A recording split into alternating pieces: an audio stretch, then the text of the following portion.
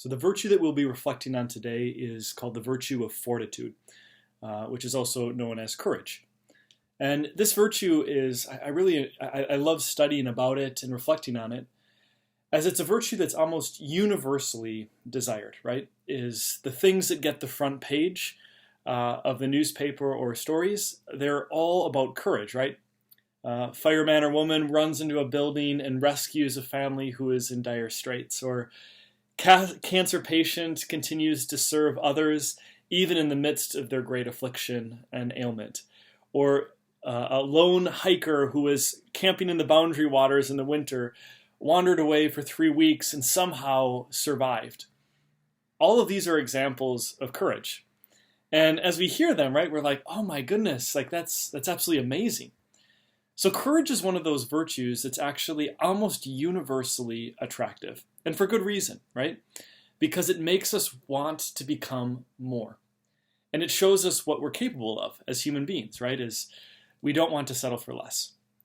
Now hold this in contrast, right? Courage to the vice on the flip side of courage, or fortitude, which is cowardice.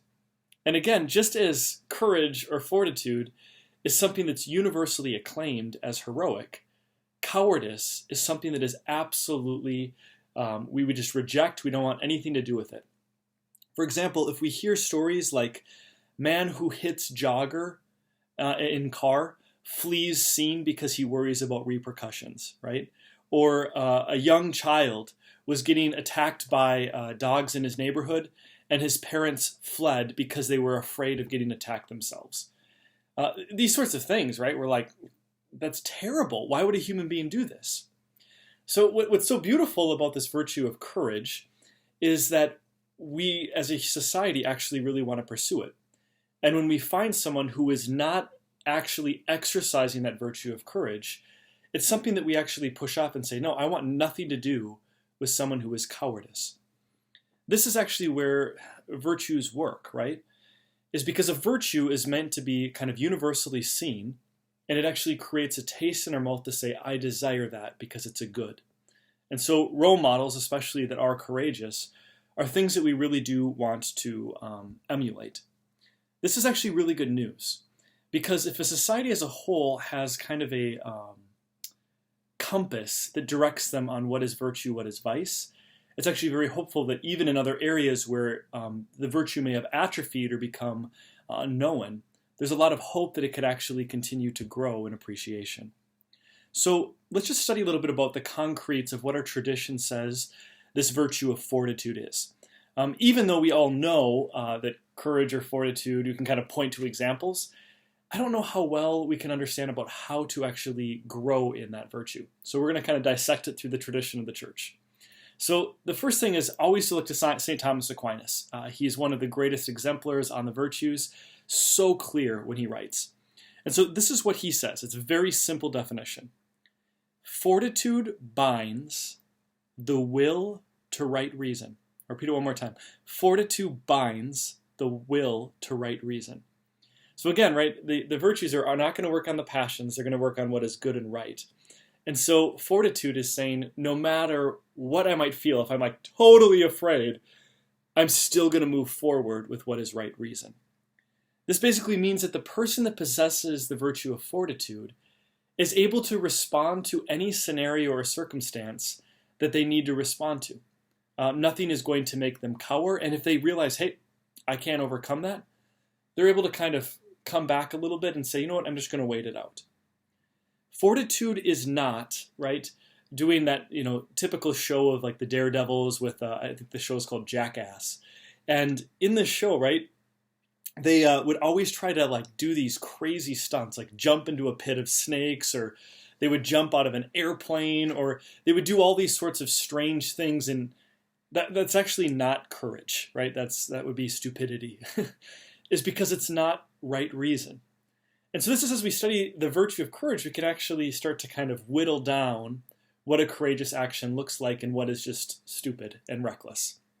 So fortitude tempers the emotions of fear, daring, hope, and despair.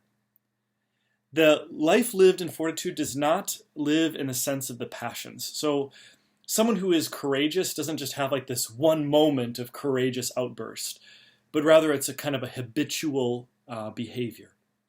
The person who possesses this virtue is not concerned with, does this make me feel good or make me feel bad, but rather seeks to know, is this right or wrong? And if it is right or wrong, do I need to persevere and stand strong, or do I not need to let my emotions be swayed and just go forward even if I am scared out of my mind?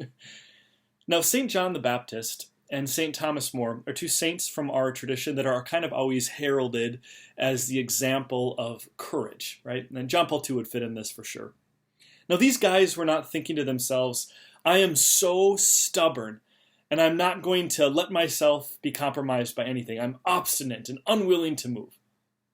No, actually, John the Baptist and Thomas More, they saw what was a moral truth, right? Some truth that was getting attacked. And when their persecutors said, we will kill you if you do not repent, or you do not recant. And Thomas More and John the Baptist both said, no, we're standing for truth. You can do whatever you wish to us. See, that's an example of fortitude because it's anchored in right reason, even though it resulted in their own martyrdom.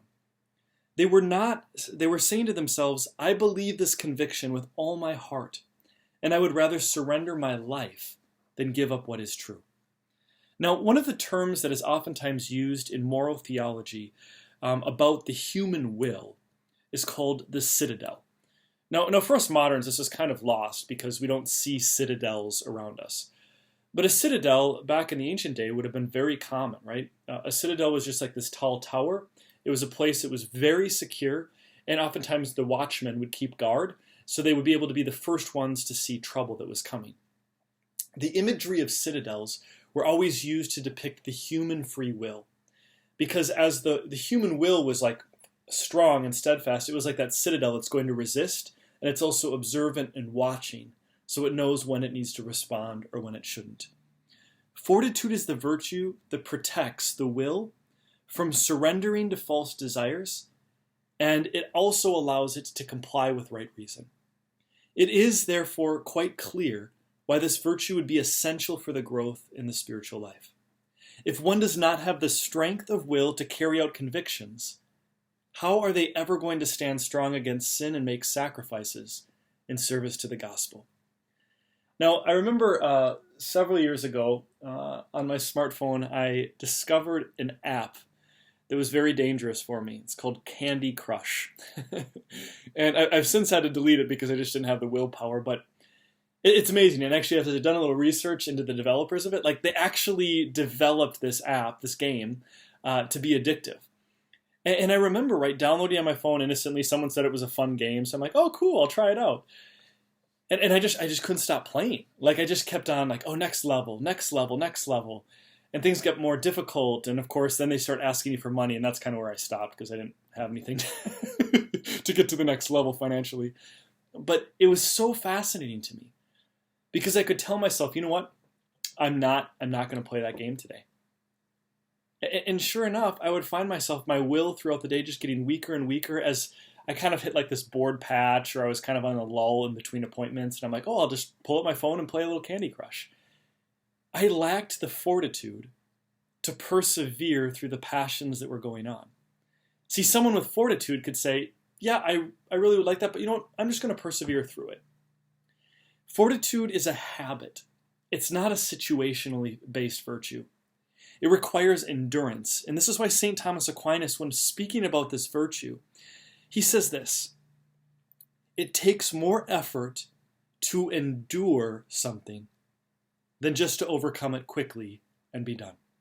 Now just let that sink in. It takes more effort to endure something than just with one huge thrust of the passions to overcome something. And he gives 3 reasons for this. And I'm going to read them off, okay? First, that if one has to endure something for a long period of time, it means by its nature that the enemy that is confronted is too powerful to swiftly overcome. And thus the virtue of fortitude must be implored. Now, Thomas Aquinas uses this as an example, and I love this, right?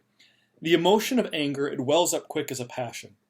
And Thomas says this is where the virtue of fortitude needs to temper it. because anger is meant as an emotion to overcome an obstacle that we're facing. And so what fortitude does is it looks at it and says, you know what? I can't overcome that obstacle. And then it just endures the hardships that come. Now, the second reason that St. Thomas Aquinas gives is because the one who holds out in the face of an attack actually feels the difficulties, whereas he who takes the offensive can only foresee them but does not have to endure them. An evil that is present stirs up more fear than if the enemy is unknown. And so again, Thomas is just saying the virtue of fortitude is going to have to endure things, not just one quick thrust of an enemy that's immediate. It's something that's prolonged. And then the third, and this is for me actually probably the most substantial. To overcome a quick temptation or a difficult task, requires momentary effort, and therefore is not an example of virtue, whereas long-suffering endurance displays a habitual state of fortitude. So let's practically look at what this means. Now let's say that you come down with some sort of a sickness, like strep throat. And, it's painful, and you realize it's hurting, the sore throat's not getting better. You go to the doctor to get some medication. 3 days later, the antibiotics have worked. You're healed. This would not be an example of fortitude. Yes, you endured through it, but it wasn't like a prolonged, difficult thing. I couldn't say after the end of a bout with strep throat, it's like, yes, I am a courageous person. But let's say that the illness wasn't strep throat, but a type of cancer. And it's going on for a long time. You have to go through a surgery, through radiation, through chemotherapy. You don't know what's going to happen as a side effect of the chemotherapy or the radiation. You know it's probably going to be a 2 or 3 year battle. The person who's going through that's courageous, that's fortitude. And so you can see, right, the definition changes based on how long the trial actually exists. As long endurance is what makes a virtue come forth. And I know even reflecting with people during the COVID-19 epidemic, like it's really where we get to see, do we possess virtues inside of us, right? Because many of us, right, we can say, oh, I'm a virtuous or I'm a good person. But then it comes to like a prolonged trial that's not quick, and we don't know when it's going to end, and we don't know when it's going to turn the next corner. And it's like we're just falling apart. And so it's a realization to us as maybe I didn't possess the virtues that I thought I did. And so long suffering actually pulls out from us great bouts of self-knowledge. So it's actually really important. As long endurance is what makes and displays virtue. Am I courageous or not is solely based on how long can I resist some sort of evil that's present. Now, if we look back at the last time that we were sick, or the last time that someone gave us a dirty look, or the last time that someone slighted you or gave you a thumbs down on a post, are you able to endure it? Or does it completely unravel you when someone gives you the stink eye? This is really a litmus test to, are we living the courageous life? Because if someone's dislike of a post, or someone's lack of response, or someone's slight to us is enough to completely unwind us, we know that there's probably a lack of virtue somewhere in our life. Now, let's just study, just like we did with the other virtues, the friends of the virtues. So these are virtues that fall underneath the category of courage or fortitude. One of them, and this is one that's very little is known about this virtue as far as in our modern world, but the saints and the philosophers of old wrote a lot about it. It's the virtue of magnanimity. Magna, which means greatness, and then anima, soul. So magnanimity means greatness of soul. Now this falls underneath the category of fortitude because someone who has fortitude has this largeness of soul, right? And this is why actually if we were to depict what fortitude looks like, and you see this if you go to the Vatican and you see some of the virtues depicted, remember they're always depicted as women and they have attributes. And courage oftentimes will have like the fur of a bear or something like that over the shoulders to show that like, yes, like I conquered that enemy and I am victorious. So this is why oftentimes courage is called a manly virtue, because it's just showing strength and largeness. Now, of course, right, any gender can display fortitude, but oftentimes, right, that hulking nature is what displays fortitude because it's a strength, this greatness of soul. The next one that falls underneath fortitude, and this probably just makes logical sense, is the virtue of patience. Now, I've heard some people say, and I think they're actually quoting Benedict Rochelle, is don't ever pray for patience. Rather, instead, pray for the grace of endurance, to be able to endure and persevere through what happens. Now, I don't necessarily know if that's like the right approach in the spiritual life. Either way, patience and endurance, perseverance, they're all going to be needed for the same thing, to obtain virtue. But I think that there's something about that patience, right? Is we'll oftentimes throw out this line as, that person makes me so impatient, or that person drives me crazy, or this situation, or this work environment, it makes me nuts. And so we're always trying to attribute if we're patient or not to external things. Versus what the virtue of patience actually is it's a virtue that exists inside of our souls, inside of our persons.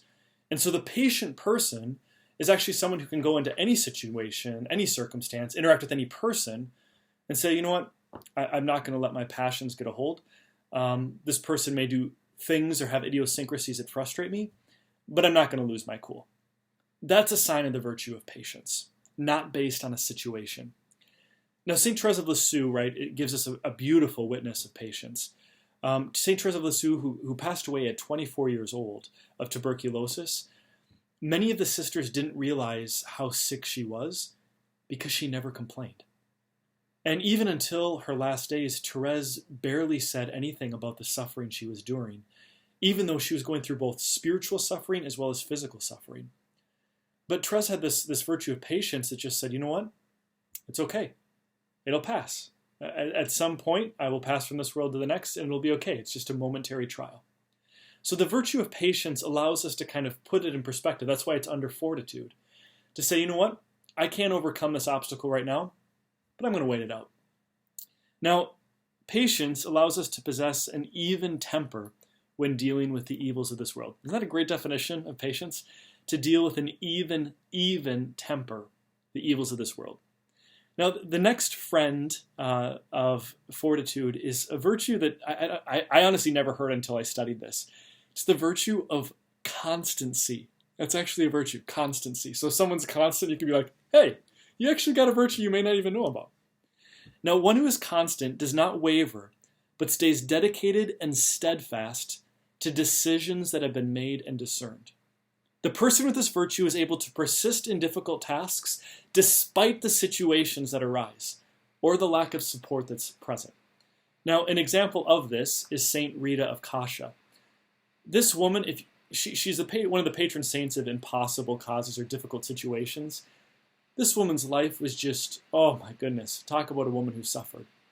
But she had that virtue of constancy, that even as difficult things were coming upon her, she just remained stable, like nothing else has changed. Even though her husband died of a tragic gang war, her 2 children wanted revenge on their husband's murderer, and Rita prayed that her children would die before they would create a mortal sin of murder. Her children fell sick and died. She entered into a convent, was rejected. But there's Rita, just constant, marching forward even though these things are so difficult. Now, just as we had studied with the previous virtue, it's important that as we see the friends of the virtue, that we actually also see what is the excess and the deficiency of the virtue, because virtue will always be in the middle, the medium. So what is the excess of fortitude if someone has too much courage? It's actually phrased rashness. Now, no, we rarely use this word. It's kind of a marginal one. It's like, oh, you were so rash in your decision. And basically what it means is you went too quick. And usually rashness is something that we associate with prudence, right? Is you didn't think through things, you marched in too fast, it was a rash choice. But rashness is actually the excess of courage. Again, the person with rash behavior has too much. In our modern day and age, like we call these people adrenaline junkies, they'll just do anything just for kind of a thrill of it. People will do insane things, not because they're courageous, but because they lack right reason. So again, if virtue is always going to be balanced on right reason, the person who goes and jumps off stuff or eats crazy things, they're really not courageous, or goes into like haunted places just to show how strong they are. it's not the virtue. It's actually it's without right reason. Possessing courage does not mean that we're never afraid. In fact, this is a very important part of studying this virtue of courage, is fear actually plays an important role of courage. So here's an example, right? Let's say that we see a snake slithering towards us, all right? Maybe you don't like snakes anyways, but let's say there's no phobia, all right? It's just like, oh, there's an animal. And as you see the snake coming towards you, you kind of get a peek at what it looks like, and you notice it's got a rattler in the end and it starts to rattle its thing, and you go, you know what? I need to avoid that snake. And so you just kind of move away from it. And yeah, there's a little fear that comes up, but you don't lock up and freeze. As you just say, no, I'm gonna take a different trail. Versus, right, let's say you see the snake coming up and you notice it's just a gardener snake. Now, an inappropriate action is to be like, oh, it's going to kill me, and run away. Rather, just to simply say, you know what, there's a snake, I don't really like them, but I'm not going to let it change my course, it has no threat to me. So even though the fear may come up, that right reason actually governs how are we going to respond to it. Fear gives us important information, and without it, we actually can't really make good, rational decisions. Is part of the fears actually help us to look at things. So like, again, at the imagery or the example that we started with about the fireman or woman who runs into the building to rescue a child who's trapped, the fireman or woman is always going to say, okay, yes, I'm afraid to go in there, but here's why I have to do it. It's my job to protect someone. Someone is in danger. No one else will go. I've been trained to go in there. No one else has, and I only have so much time to do it. And so, yes, the fear is coming over, but I've got to overcome it. And that's why we would herald that as courage, not stupidity, is it's actually governed by right reason, even though it's a very risky behavior. The rash person is oftentimes referred to kind of as a steamroller, as they just move forward without any consequence of the persons that they're steamrolling.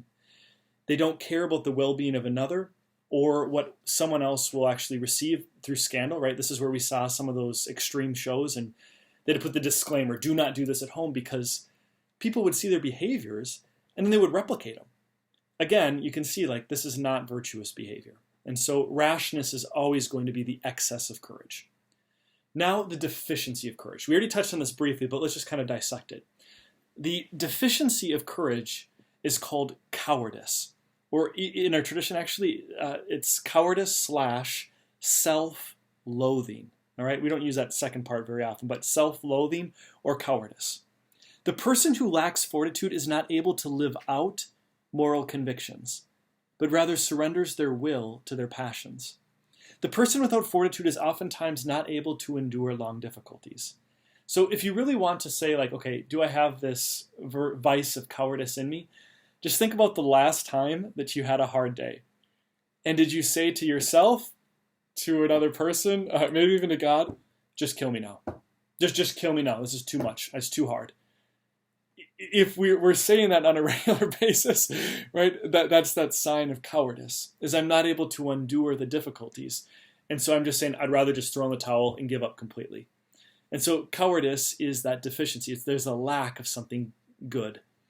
The person who possesses courage, on the other hand, is always going to say, yes, I can see that this is difficult. This hardship really stinks right now, but I know that it's not going to last forever. Again, that right reason is dictating.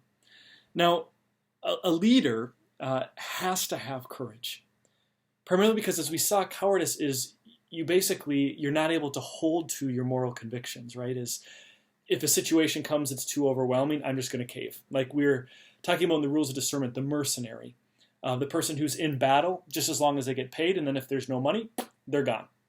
And so the true leader, the patriot, really needs to have that right reason to say, you know what, even if it gets hard, I'm not leaving. And this is why some of the greatest leaders of all time, like you look at people like Churchill and whatnot, who just did unbelievable things in the midst of incredible difficulty, because they had these moral convictions of this is true and we just got to get through it.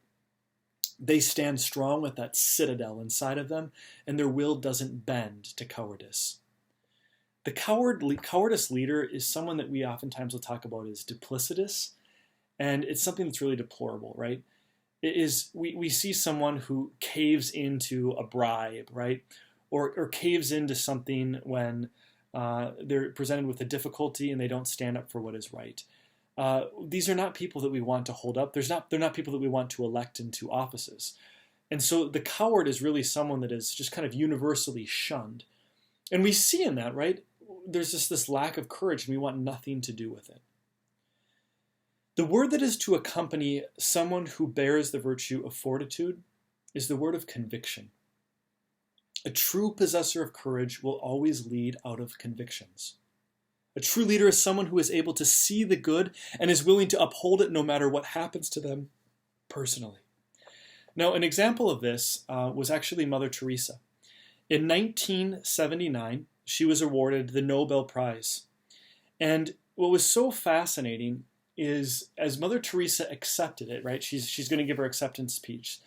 This is what she said to all the people who gathered. And of course, like, she's doing all of this charitable work throughout the world. They're giving her this honor. It'll actually come with some financial revenues for the sisters to continue their ministry.